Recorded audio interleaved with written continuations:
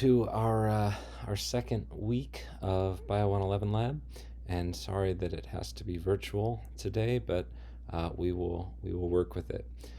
So you'll find on Canvas that we'll have this short video kind of explaining some of the background, and then we have a video showing you a bit of what you missed, and then lastly we'll come back and I'll go over some of the results that we'll have and walk through the logic behind those, which is really the most important part. But first, a few announcements for next week. So next week is our first quiz. So this is going to be covering everything from last week. So that was microscopes, how they work, different parts of microscopes, as well as cells. So plant versus animal cells, prokaryotes versus eukaryotes, and also organelles and structures within those cells. And then also the topics for today are diffusion and osmosis. Also for next week, you will need goggles or some sort of eye protection as well as gloves. We are going to be working with some materials that we don't want to be getting on our skin or in our eyes. Also, as with every week, we'll have the diffusion, the post-lab from today will be due next week, and then the pre-lab for next week will be due before lab as well. But today is all about diffusion and osmosis. So diffusion is the result of random molecular motion. Every single molecule is not consciously moving or going anywhere. It is just kind of randomly bouncing around doing its own thing. However, when these molecules work together, they do act in a consistent pattern.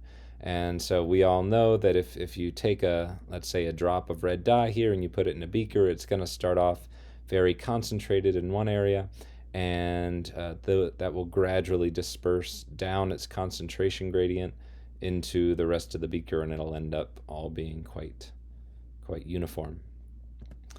But diffusion itself is kind of a physicsy thing, but as biologists we're interested in diffusion for a number of ways, but one of the big ones is in the context of cell membranes, and things coming into cells, things going out of cells happens by diffusion. So things have to diffuse across that cell membrane, which is a selectively permeable membrane, which means some things can pass through very easily. Other things can only pass through at certain gates in the membrane, and then other things are never allowed through. So that membrane is, we call it a phospholipid bilayer, because it is two layers or a bilayer of phospholipids, and phospholipids have a polar end and a non-polar end, and those non-polar ends sandwich together and make this non-polar region in the middle of the membrane, which is really important for understanding how things are passing through. So for substances to pass through a membrane, they've got a few options. One of which is passive transport, where there's no energy. The most simple version of this is there are some things like oxygen and CO2 that are non-polar molecules, and so they can pass right on through this non-polar portion of the membrane, just as if the membrane weren't even there. It's not a barrier at all.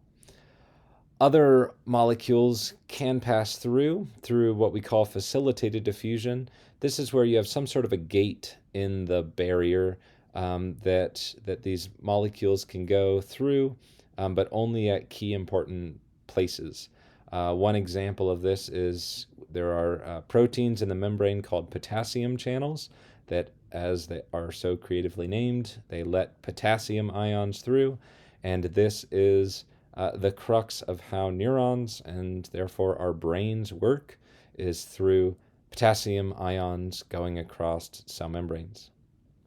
So these are passive transport. These are when things go down their concentration gradient through diffusion. Active transport is another way that substances can pass through membranes. Here you're pushing things against their concentration gradient, so that takes some energy to do, and The example you might be familiar with is in the good old electron transport chain, or that oxidative phosphorylation, where you're pumping protons across the membrane to build up a big stock of protons to make ATP. And so that's one example of active transport.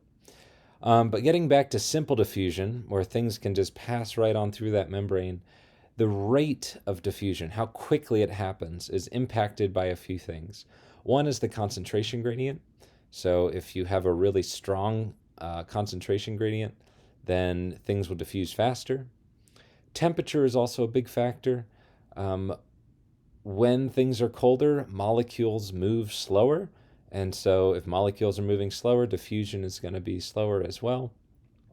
And also the size of the molecule. So bigger molecules diffuse more slowly. And fortunately, this kind of makes intuitive sense to us. We're used to big things kind of being slower than small things.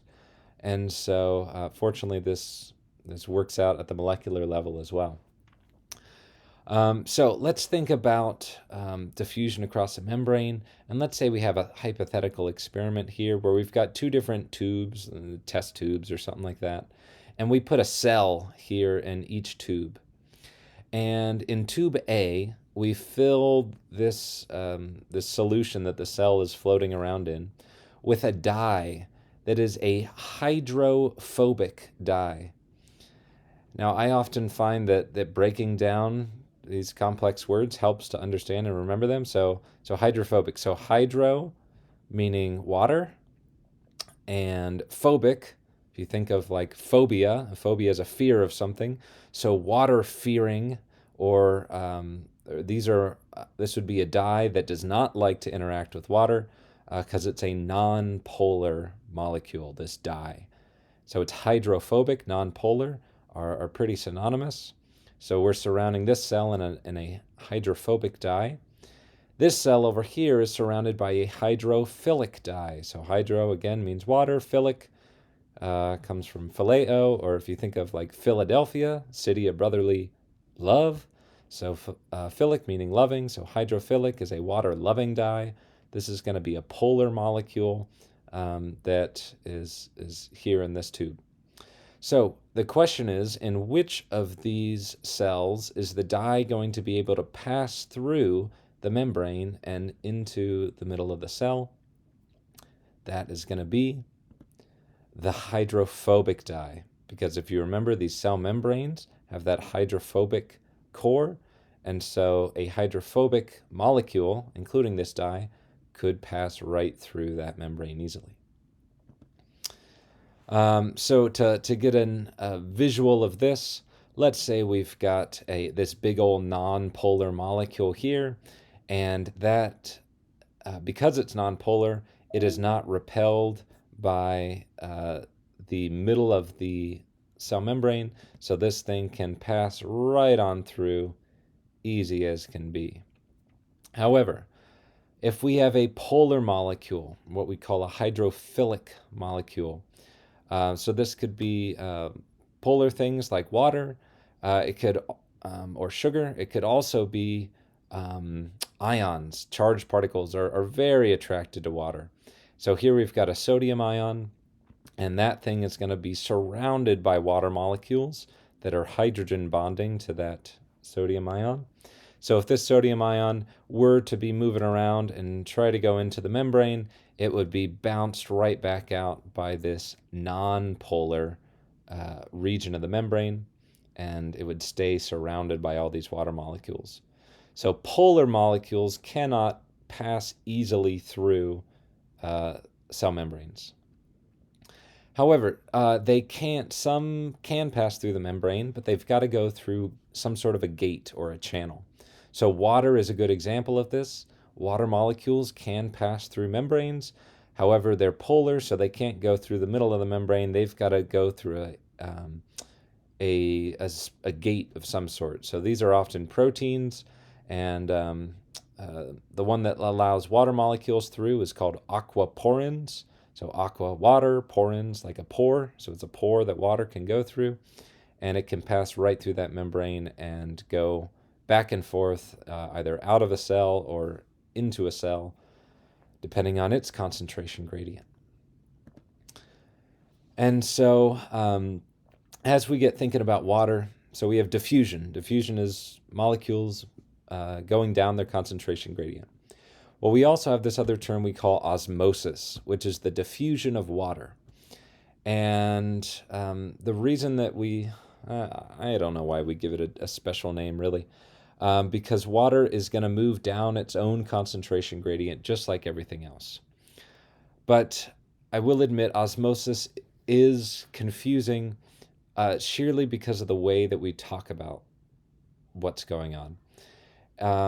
And so let me first introduce this kind of illustration here. So here we've got a semi-permeable membrane, perhaps like a cell membrane here, this yellow dashed line. And we've got stuff on the left and stuff on the right. So on the left, we have 24 water molecules that are on the left. And we also have 24 water molecules on the right. However, on the right-hand side, there is also some sort of solute. Now, a solute is any substance that's dissolved in water. Well, it doesn't have to be water, but in biology, it's pretty much always water. So a solute could be sugar, it could be a salt, it could be proteins, it could be steroids, it could be any sort of molecule that's in water. So these are in purple here, and these are a polar molecule. They are not able to pass over the membrane. So if you look here, we've got 24 water molecules on the left, 24 water molecules on the right. However, because there are a number of solutes on the right-hand side here, many of the water molecules that are on the right-hand side are busy being bound up by this solute. And so these water molecules, if they're hydrogen bonding and attached to the solutes, they're not going to be able to pass across this membrane over on the left-hand side. So if you look at the number of free water molecules, you'll see on the left-hand side we have 24 free water molecules. On the right-hand side, there's only 4 free water molecules. And so if you look at the movement of free water molecules that can actually go across this membrane, water's going to act like everything else does, go from a high concentration to a low concentration. So the net movement of water molecules is going to be from the left to the right. All right, so water's going down its concentration gradient just like everything else.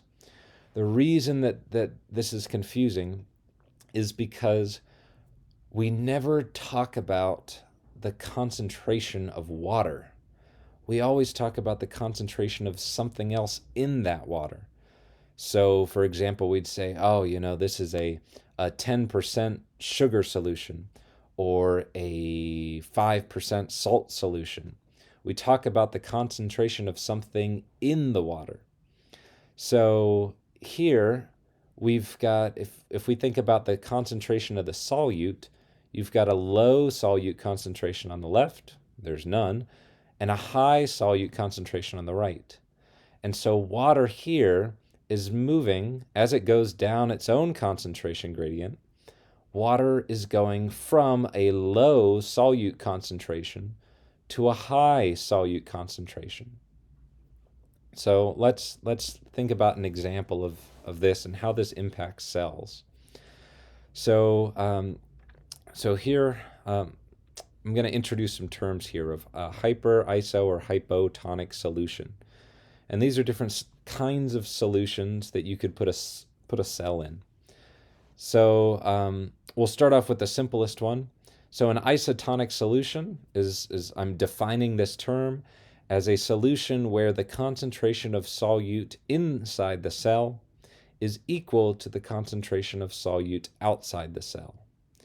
So if we think about water and where water is going to flow, if the concentration of solute is the same inside and out, there's not going to be any net diffusion of water, so there is no osmosis that happens in an isotonic solution. So here, for example, is a red blood cell. So here's a red blood cell that is nice and happy, and it's in its nice, normal, healthy, happy state in an isotonic solution. So iso meaning the same, because these are equal. Then we'll go here, we'll look at a hypertonic solution. So hyper meaning, if you think about like hyperactive, you have a lot of energy. So hyper means high. A hypertonic solution is one in which the concentration of the solute outside of the cell is higher, hypertonic, than the concentration of solute inside the cell. And so when there is a lot of solute outside of the cell and not very much inside of the cell, then water tends to leave the cell. Osmosis draws water out of the cell and into solution, and that causes the cell to lose water and to shrivel up.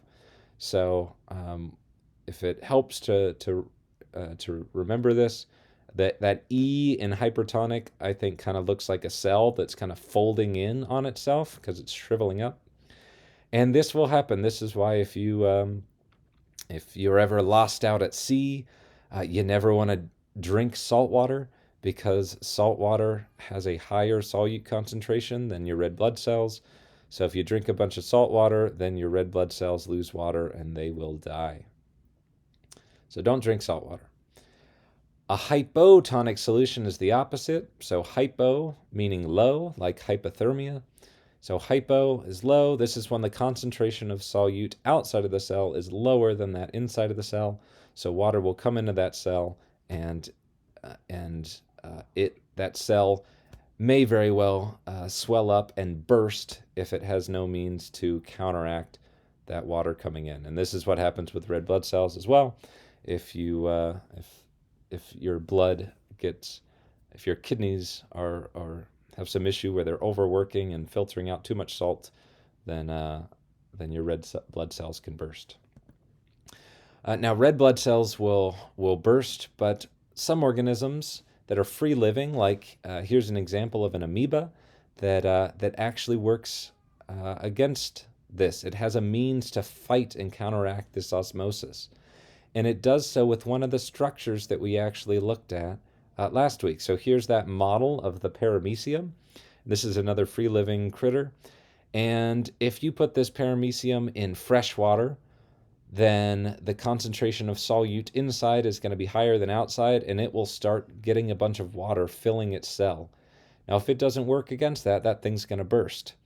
And so paramecium and amoebas and many other little protists like this have structures that they've evolved called contractile vacuoles. Here's one here, here's another one here.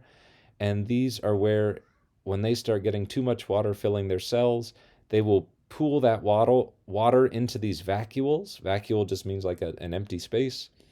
And then they will contract that vacuole and squeeze and push all that water back out. And that's a means that they've evolved to counteract osmosis and prevent themselves from blowing up when they are in fresh water. So today's lab is 4 parts, and now that we've talked about the theory here, I'm going to have you switch and go back to Canvas and check out the YouTube video that demonstrates how the lab works today. After that, you'll come back and I'll talk through the results that you would have seen from today.